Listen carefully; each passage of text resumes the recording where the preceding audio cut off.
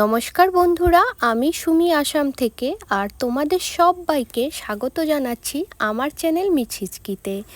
আজকে আমি দেখাচ্ছি তোমাদের জন্য চিংড়ি মাছ দিয়ে চিচিঙ্গার একটা তরকারি। তো সবার প্রথমে আমি এখানে চিচিঙ্গাটাকে ভালোভাবে ছুলে ওটাকে কুচি করে কেটে নিয়েছি। তারপরে কড়াইয়ের মধ্যে দিয়ে দিয়েছি সর্ষের তেল গরম হতেই চিংড়ি মাছগুলি দিয়ে নুন হলুদ দিয়ে সামান্য একটু ভেজে নিয়েছি। আবার চিংড়ি মাছগুলিকে বেশি ভাজলে ওটা কিন্তু শক্ত হয়ে যাবে, তো বেশি ভেজে নিও না, বাস হালকা একটু ভাজা হলেই এটাকে তুলে নেবে। তারপরে ওই কড়াইয়ের মধ্যেই আবার অ্যাড করে দেবে খানিকটা সর্ষের তেল।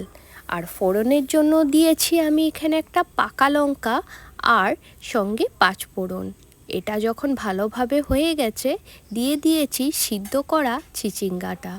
আমি এখানে চিচিঙ্গাটাকে সামান্য একটু সিদ্ধ করে নিয়েছি, তোমরা চাইলে নর্মাল এইভাবেও দিতে পারো। তারপরে অ্যাড করে দিয়েছি এখানে নুন, হলুদ আর সামান্য একটু পানসা ভাবটা কাটার জন্য চিনি। বাস এগুলি জিনিস দিয়ে ভালোভাবে হতে দেবে 5 থেকে 6 মিনিট। তারপরে অ্যাড করে দেবে ওটার মধ্যে নারকেল বাটা আর ঝাল অনুসারে 1 টেবিল স্পুন কাঁচা লঙ্কা বাটা।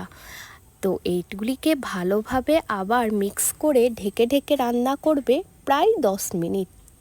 10 মিনিট পর যখন ঢাকনা খুলবে তখন অ্যাড করে দেবে ভেজে রাখা চিংড়ি মাছটা অ্যাড করে আরও ভালোভাবে আবার একটু নাড়িয়ে চাড়িয়ে ঢেকে হতে দেবে আরও 5 মিনিটের জন্য।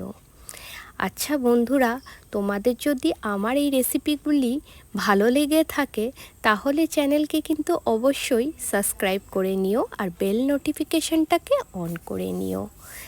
আচ্ছা, আগবাড়ি এবার রান্নার দিকে।